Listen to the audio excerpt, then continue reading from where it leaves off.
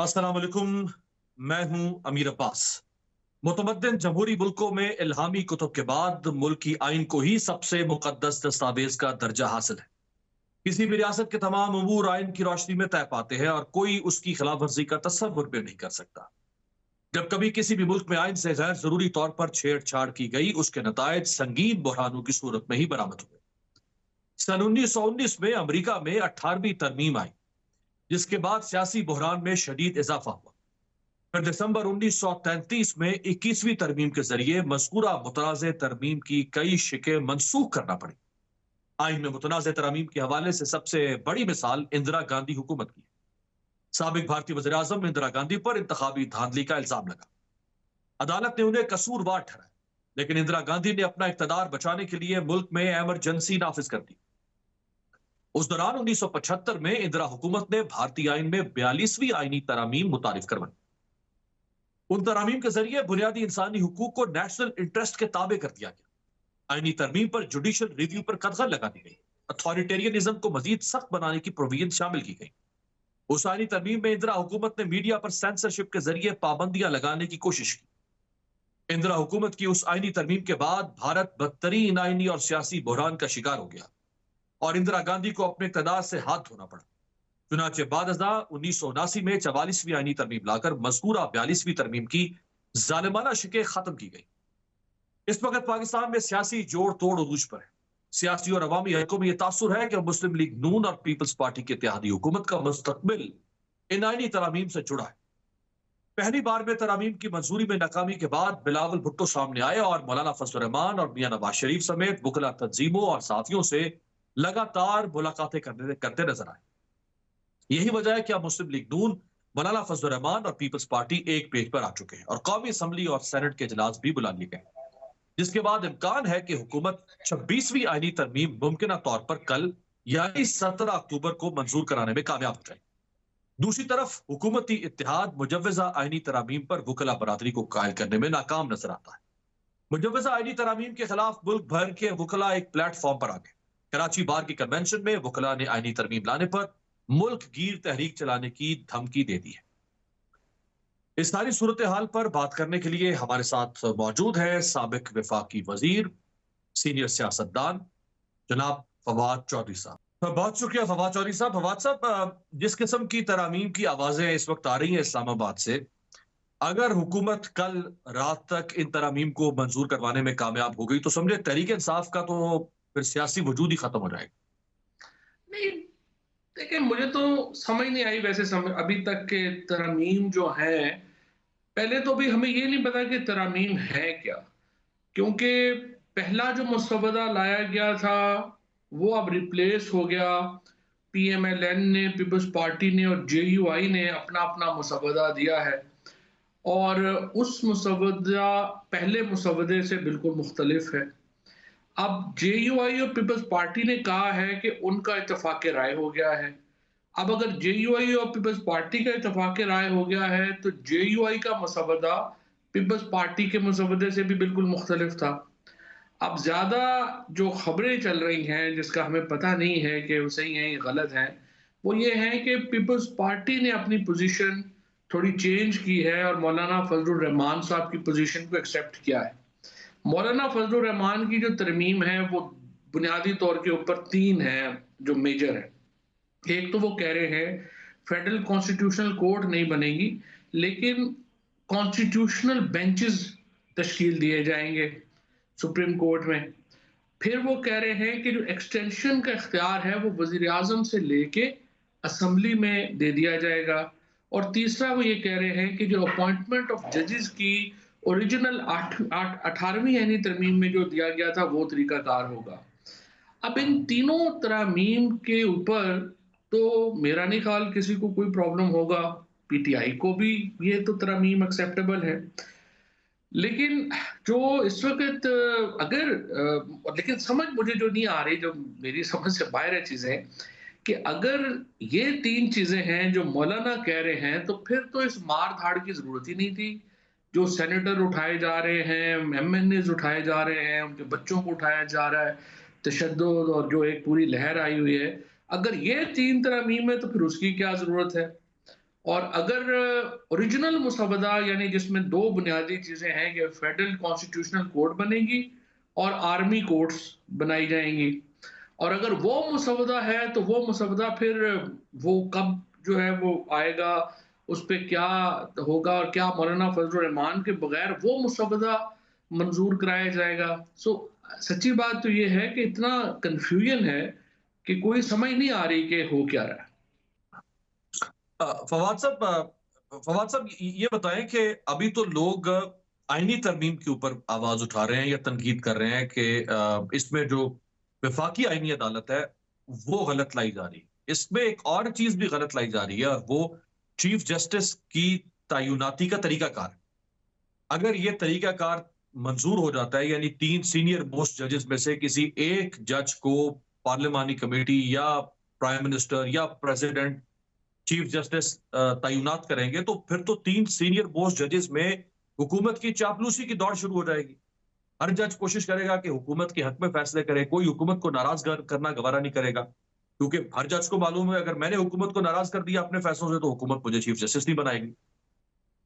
नहीं, असूली तौर पे तो आपकी बात बिल्कुल सही है और 1999 से ये चीज़ जो है वो सेटल डाउन थी पाकिस्तान के अंदर कि सीनियर मोस्ट जज ही जो है वो चीफ जस्टिस पाकिस्तान बनेगा और लिटरली जो एक पॉलिटिक्स है सुप्रीम कोर्ट की वो अदालतों की वो ख़त्म हो गई थी।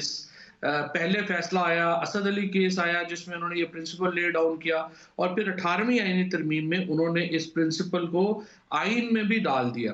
तो वो तो बिल्कुल 1999 से यही चल रहा है, सीनियर मोस्ट आदमी ही सुप्रीम कोर्ट का जज बनता है। लेकिन दूसरी तरफ अगर आप प्रैक्टिकली देखें तो मीर मैं फिर भी कन्फ्यूज़ हूँ, सच्ची बात तो ये है कि अगर या अफरीदी साहब जज आ जाएँ या मंसूर अली शाह साहब आ जाएँ, तो हुकूमत को उसमें क्या फ़ायदा होगा? मतलब या अफरीदी साहब को जो लोग भी जानते हैं, मैं ज़ाती तौर पे उन्हें नहीं जानता। मंसूर अली शाह साहब को ख़ैर मैं जानता हूँ। मुनीब अख्तर साहब को और जो हैं अपने आफरीदी साहब को मैं नहीं जानता, लेकिन उनकी जनरल रेपुटेशन जो है वो कतई तौर पे ऐसी नहीं है कि वो कोई वो मतलब फायज ईसा नहीं है या वो ऐसा नहीं है कि जिनके फैसले प्रिडिक्टेबल होंगे और गवर्नमेंट को पता चलेगा कि इनका क्या फैसला है। तो उनको लाने में भी कोई तुक नहीं समझ आती कि क्या मंसूर अली शाह को इग्नोर करके उनको लाने में भी क्या फायदा होगा। अगेन आई वुड से कि बड़ी कंफ्यूजन है इस पे भी कि इस पे भी इतनी कोई ज़रूरत नहीं थी मार-धाड़ की और एस्टेब्लिशमेंट को इसका क्या फ़ायदा हो रहा है इससे? जो बज़ाहिर नज़र आता है, जो ओरिजिनल ड्राफ्ट था उसमें तो 2-3 चीज़ें थी जो लग रहा था कि एस्टेब्लिशमेंट ने ही स्पॉन्सर किए हैं, मतलब मिलिट्री कोर्ट्स का बनना, फिर उसके बाद एक्सटेंशन का लॉ उन्होंने कहा जी उसको आईनी तहफ़्फ़ुज़ हासिल होगा जो बिल्कुल ही बेतुकी बात थी। लेकिन बहरहाल लेकिन जब वो ओरिजिनल मुसवदा हटता है और पीपल्स पार्टी का मुसवदा सामने आता है और जेयूआई का सामने आता है और फिर ये इवन नून ने जो भी दिया है, इनमें तो मुझे नहीं समझ आ रही कि एस्टेब्लिशमेंट का क्या फ़ायदा है और इस मार-धाड़ का क्या फ़ायदा है? चौधरी साहब आप कह रहे हैं कि मंसूर अली शाह को चीफ जस्टिस बनने से रोक कर क्या फायदा मिलेगा? तो फायदा तो बड़ा वाज़ेह नजर आ रहा है कि काजी साहब जब तक चीफ जस्टिस रहे ये संगीन सवालात उठे कि इस दौरान आइन की स्पिरिट पर हमला होता रहा, डेमोक्रेसी की वैल्यूज पाकिस्तान के अंदर पामाल हुई, ह्यूमन राइट्स वैल्यूज पामाल हुई। पाकिस्तान में सबसे बढ़कर जो जमहूरियत की बुनियाद है 8 फरवरी का इलेक्शन, वो इलेक्शन उसके ऊपर इल्जामात लगे कि वो चोरी हुआ, बल्कि उस पर डाका मारा गया। इतना कुछ हुआ, ये काजी साहब बतौर चीफ जस्टिस ऊपर बैठे रहे, सब कुछ नीचे होता रहा, वो कुछ होने से रोक नहीं सके, जो हुआ उसके बाद एक्शन नहीं ले सके, तो फिर और क्या वजह बाकी हो सकती है कि क्यों रोक रहा है मंसूर अली शाह? नहीं, वो सही बात है आपकी। देखिए ना, असल में तो जो तासुर है, वो तो ये ना कि एस्टेब्लिशमेंट और हुकूमत चाहती है कि कंटिन्यूटी हो फ़ायज़ ईसा साहब के दौर की। अब जो मौलाना फजलुर रहमान साहब और बिलावल जिन पे एग्री हुए हैं तरमीम के ऊपर, उसमें तो वो मकसद हासिल नहीं हो रहा। और असल तो जो जो समझ आती है, जो बात आप कर रहे हैं कि बेसिकली तो ये मार-धाड़ का तो यही है ना कि कंटिन्यूटी हो। उसके लिए फेडरल कॉन्स्टिट्यूशनल कोड बने और ये जो है फ़ायज़ ईसा साहब को उसका सरबराह बनाया जाए। मिलिट्री कोर्ट्स बने और सारे जो पीटीआई के लोग हैं बशमूल इमरान खान उनको वहाँ से सज़ाएँ दिलवा दी जाएँ। तो उसके लिए तो एक मार-धाड़ का समझ आती है कि जी वो अगरचे उसका फ़ायदा नहीं होना, आप फिलहाल तो सिर्फ ये है ना कि देखें, आप मंसूर अली शाह साहब को जब बाईपास करेंगे, तो आप क्या मौलाना फजलुर रहमान साहब की जो तजवीज़ है उनको मान के वो चलेंगे, या आप उनको रोंद के एक ऐसा मसवदा मंजूर करवाएंगे जो उनको मंजूर नहीं होगा? और देखिए, इस वक्त अगर मैं हुकूमत में हूँ या हुकूमत को एडवाइस कर रहा हूँ, तो कभी भी ये नहीं हुकूमत चाहेगी कि मौलाना फजलुर रहमान वकील और पीटीआई इकट्ठे हो जाए, क्योंकि देखें ना, ये फिर बड़ी लीथल फोर्स है स्ट्रीट के ऊपर। क्योंकि पीटीआई का जो लोग हैं वो तो पीटीआई के साथ हैं, लेकिन चूंकि पीटीआई की तंजीम नहीं है, तो वो एक उस तरह के कामयाब, आप समझिए कि लाठी गोली ये वो उनके जलसों में नहीं हो सकते, ना ही वो मुनज़्ज़म होते हैं। लेकिन अगर जेयूआई साथ मिल जाती है और वकील साथ मिल जाते हैं, तो पीपल्स पार्टी को, वो पीटीआई को वो तंजीम मिल जाएगी और लोग उनके पास बहुत ज्यादा है। सो ये तो एक लीथल कॉम्बिनेशन है ना, अगर ये तीन इकट्ठे हो जाए, तो गवर्नमेंट के लिए तो बिल्कुल अहमकाना बात होगी अगर इन तीनों को इकट्ठा कर दे। और मौलाना फजलुर रहमान साहब को रोंद के अगर वो ये अमेंडमेंट्स करवाएगी, तो ये इकट्ठा होने के चांसेस बहुत ज्यादा है। और अगर जो मौलाना का ड्राफ्ट है वो हुकूमत मंजूर कराती है, उसमें तो फिर मुझे लगता है कि पीटीआई भी आ जाएगी साथ, कोई ऐसा प्रॉब्लम नहीं है उनको। आखिरी दो सवाल चौधरी साहब, आखिरी दो सवाल आपसे।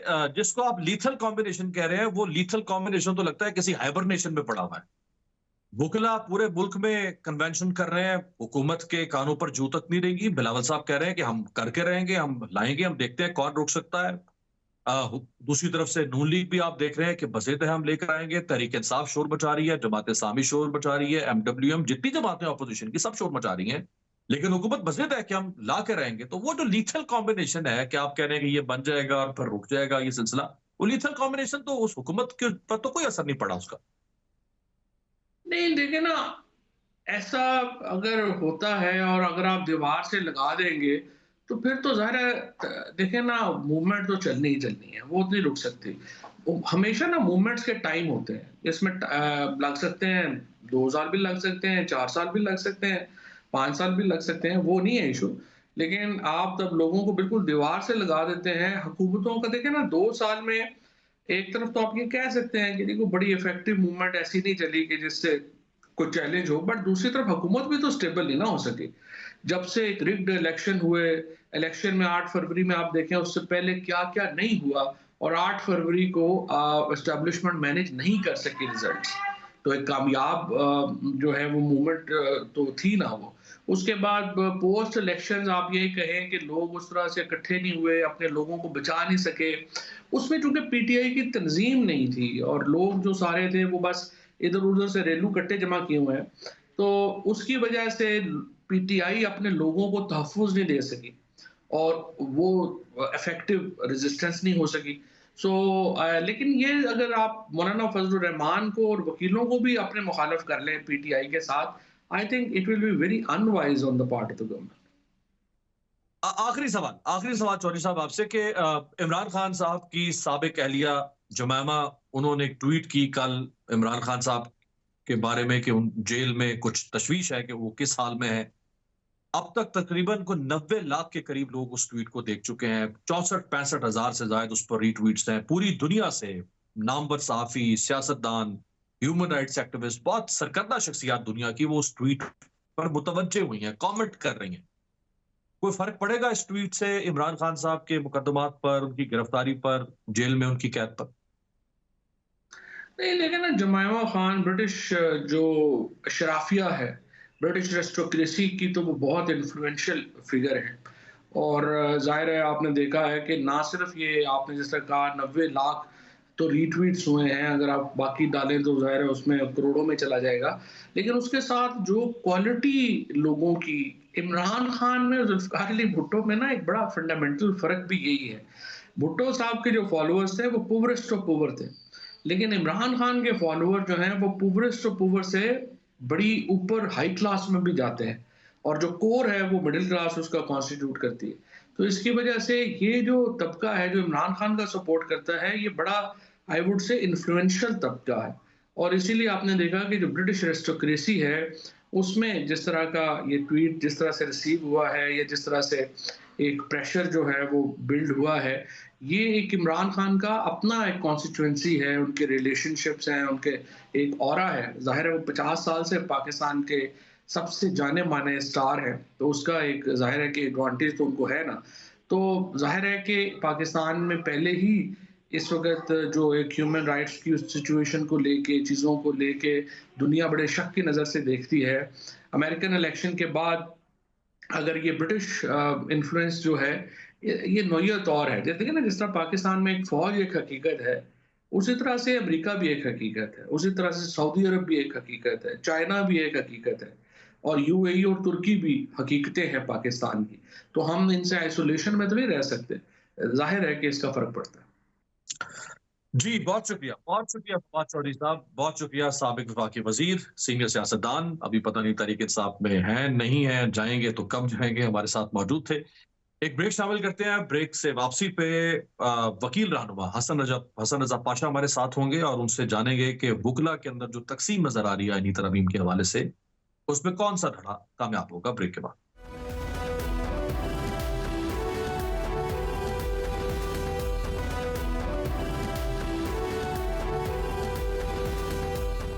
ब्रेक के बाद खुश आमदेद। मीडिया रिपोर्ट्स के मुताबिक मुस्लिम लीग नून और पीपल्स पार्टी की हुकूमत ऑपोजिशन से इत्तफाक राय के बगैर ही कल यानी 17 अक्टूबर को एक आईनी तरमीमी पैकेज मंजूर करवाने की तैयारी कर रही।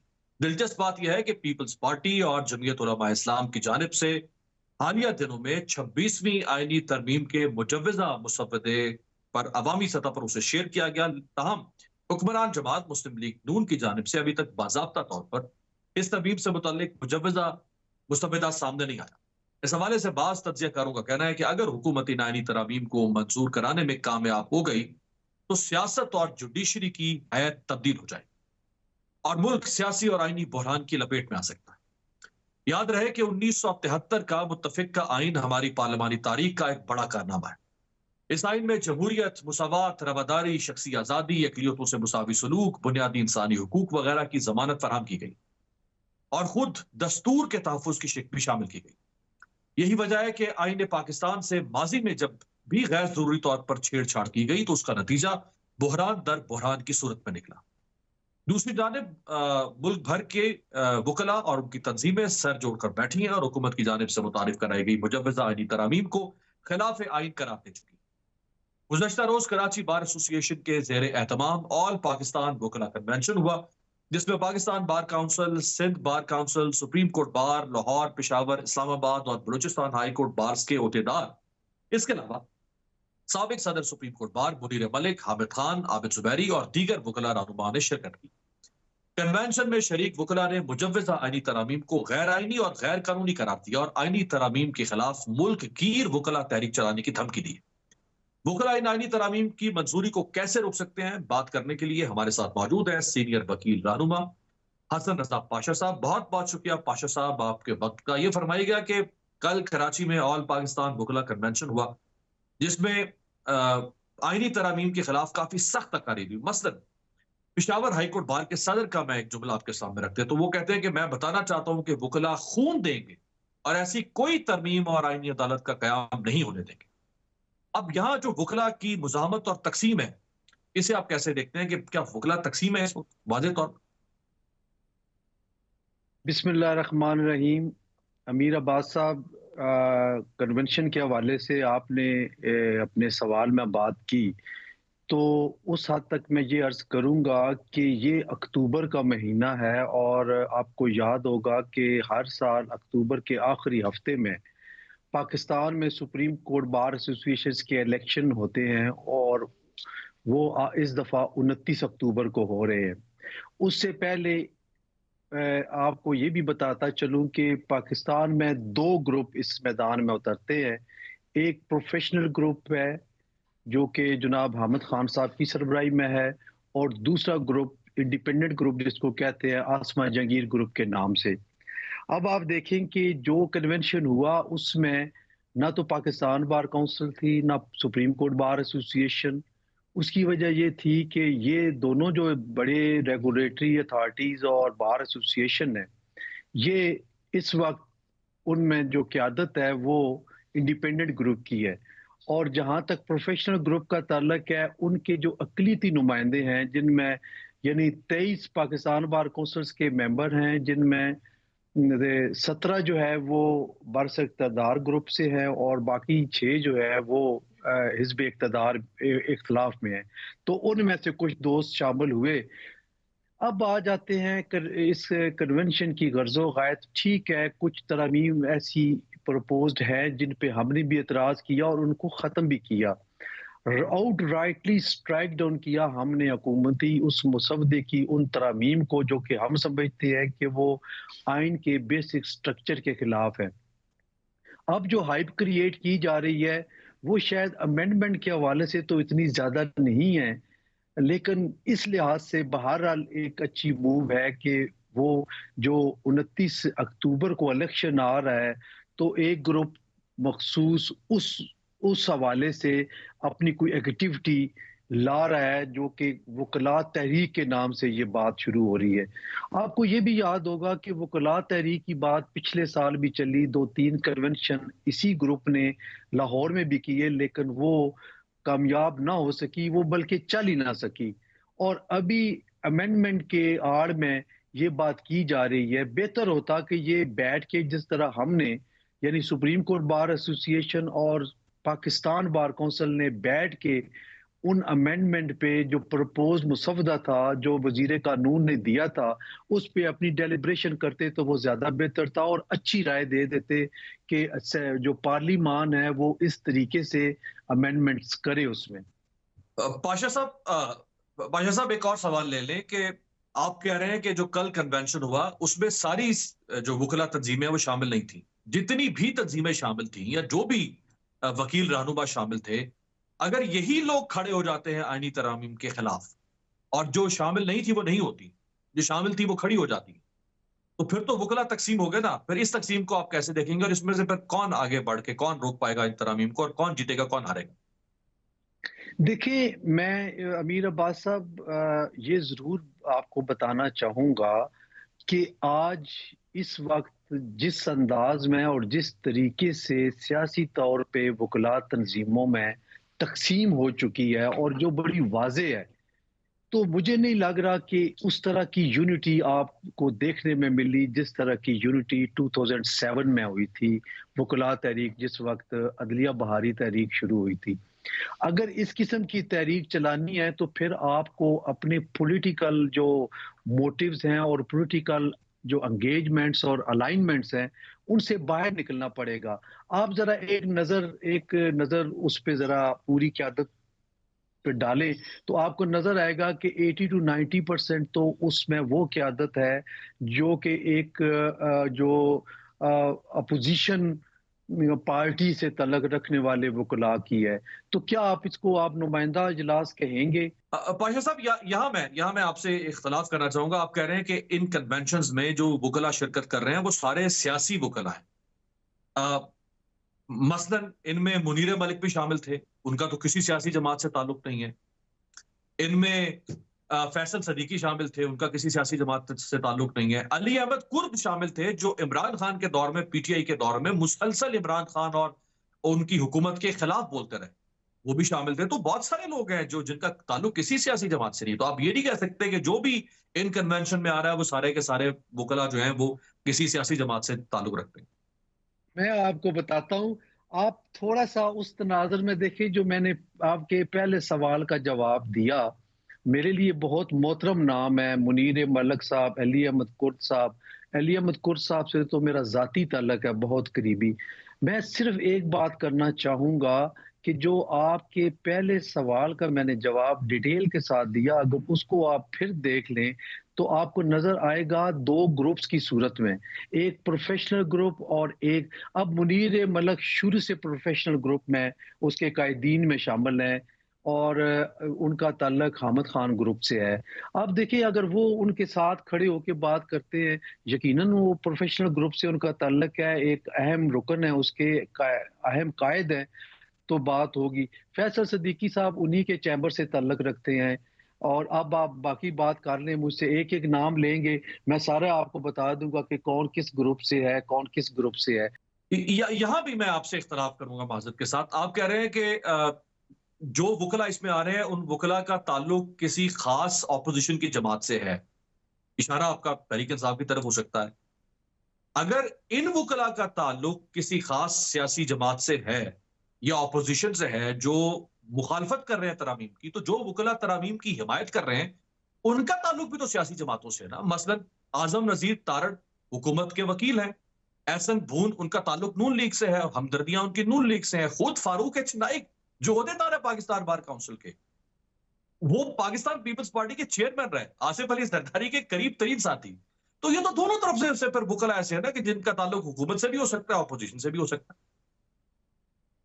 मैं सर यही बात कर रहा हूँ। शायद आपने मेरी पहली जो सवाल का जवाब है वो नहीं सुना, कि मैंने ये उस वक्त ये कहा था आपके पहले क्वेश्चन के जवाब में कि वकला आजकल जिस पॉलिटिकल धड़ों में तकसीम हो चुके हैं तो ये मुमकिन नहीं है।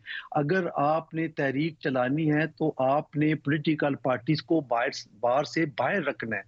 आपने अगर सिर्फ काले कोट को पार्टी बना के चलना है तो फिर ये जब वननेस होगी तो फिर बात होगी।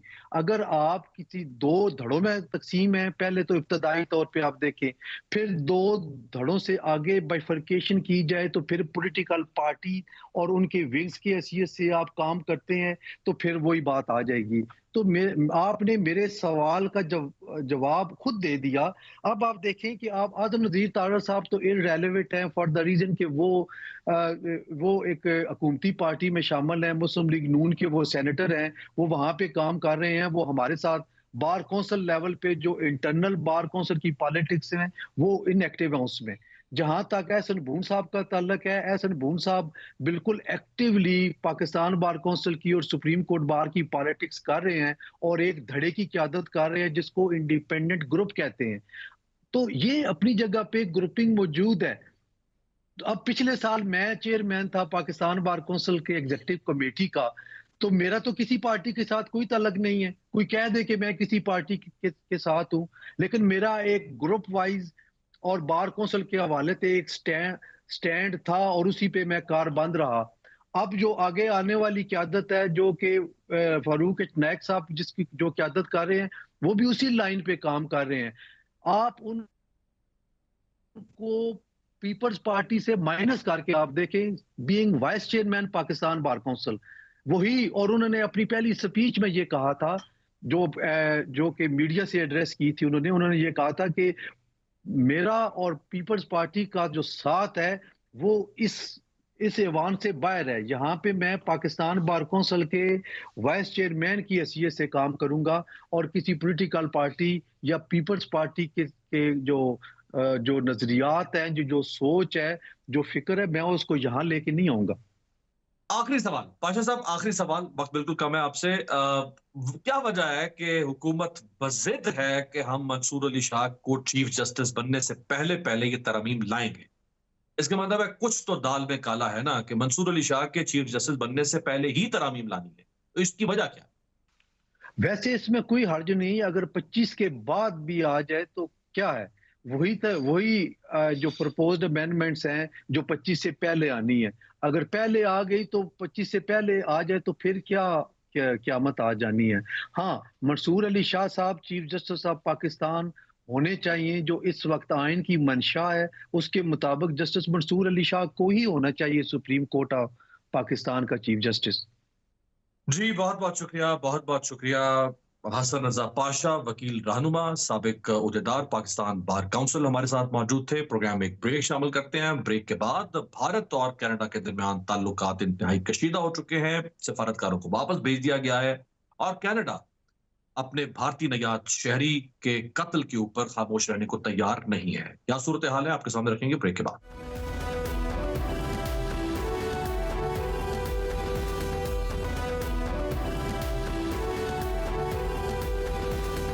ब्रेक के बाद खुश आमदीद। 15 और 16 अक्टूबर यानी आज पाकिस्तान में शंघाई ताउन तंजीम SCO का 23वां सरबराही इजलास पूरी आबोताब से जारी रहा। इस अहम तरीन बैनुल अक़वामी इवेंट में रुकन ममालिक के सरकर्दा रहनुमा और वफूद शरीक हुए।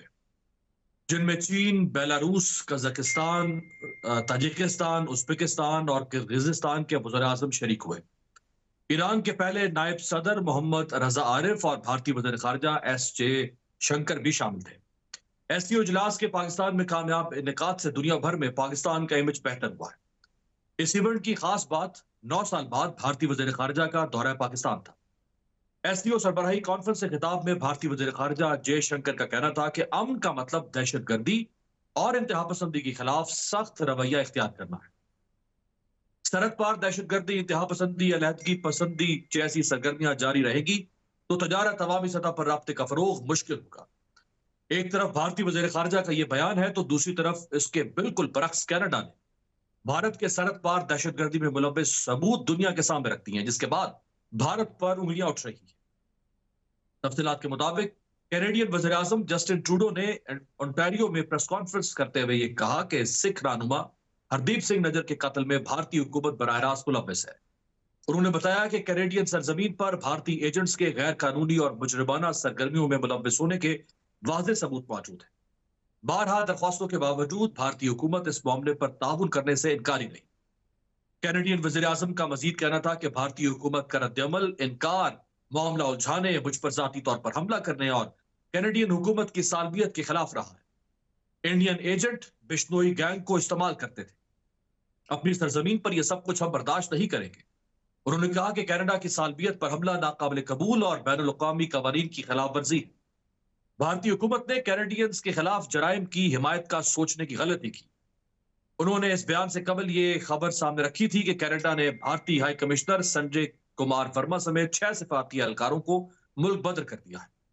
कैनेडियन हुकूमत ने हरदीप सिंह के कत्ल की तहकीकात के दौरान तफ्तीशकारों ने ओटावा में मुतय्यन भारतीय हाई कमिश्नर और दीगर सिफारतकारों को पर्सन ऑफ इंटरेस्ट करार देकर तफ्तीश का इशारा दिया था। खालिस्तान तहरीक रहनुमा हरदीप सिंह नजर के कनाडा में कत्ल की तहकीकात में भारतीय सिफारतकारों के शामिल करने पर सिफारती तनाज़ा बढ़ा, जिस पर भारतीय वजारत खारजा ने एहतजाजन नई दिल्ली में कनाडा के नाज़ुमुल उमूर को तलब किया और कैनेडियन हाई कमिश्नर समेत 6 सिफारतकारों को मुल्क बदर कर दिया। कैनेडियन पुलिस ने भी कहा कि भारतीय हुकूमत कनाडा में संगीन मुजरिमाना सरगर्मियों और सिख रहनुमाओं के कत्ल में बराह रास्त मुलव्वस है। पुलिस के मुताबिक इंडिया कनाडा में मौजूद सिख रहनुमाओं के कत्ल के लिए बिश्नोई ग्रुप के साथ मिलकर काम कर रहा है।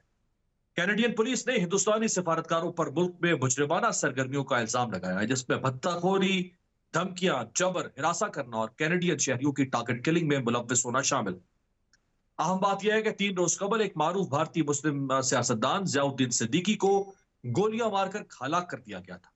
ज़ियाउद्दीन उर्फ बाबा सिद्दीकी के बॉलीवुड अदाकारों बशमूल सलमान खान और शाहरुख खान से दरीना ताल्लुकात। बाबा सिद्दीकी की हलाकत का इल्जाम भी बिश्नोई ग्रुप पर है। इसी गैंग के अफराद अदाकार सलमान खान के घर पर फायरिंग और मशहूर पंजाबी सिंगर सिद्धू मूसेवाला के कत्ल में भी मुलव्वस पाए गए थे। जबकि इस गिरोह का सरगना लॉरेंस बिश्नोई सन 2015 से भारतीय रियासत गुजरात की एक जेल में कैद है। याद रहे कि हरदीप सिंह को जून 2023 को ब्रिटिश कोलंबिया में कत्ल किया गया था, जिसकी तहकीकात कनाडा में अब तक जारी है। सिख रहनुमा के कत्ल के बाद अल जजीरा टीवी ने एक दस्तावेजी रिपोर्ट जारी की थी, जिसमें भारत में अकलियतों और अपने हुकूक मांगने वालों के साथ रखे जाने वाले जालिमाना सलूक से पर्दा उठाया गया था। इस दस्तावेजी रिपोर्ट से यह साबित होता है कि मोदी सरकार मुसलमानों, ईसाइयों, दलितों और दीगर कम्युनिटीज के साथ गैर इंसानी सलूक करती है। अल जजीरा की रिपोर्ट में कहा गया था कि हरदीप सिंह को भारतीय एजेंसियां मुसलसल और दीगर खालिस्तानी रहनुमाओं को जान से मारने की धमकियां देती रही। अल जजीरा की रिपोर्ट में वाज़ेह तौर पर यह दिखाया गया था कि किस तरह एक गाड़ी से 2 अफराद निकले और उन्होंने हरदीप सिंह नजर पर गोलियां बरसा दी। इस कत्ल के 3 माह बाद कैनेडियन वज़ीर आज़म जस्टिन ट्रूडो ने भी हरदीप सिंह नजर के कत्ल में भारतीय हुकूमत के मुलव्वस होने की तस्दीक की थी। यह भी सामने आया कि खालिस्तान के हामी 130 से ज्यादा सिखों के मावरा अदालत कत्ल, हिरासती और अगवा में रॉ का हाथ मुलव्वस है।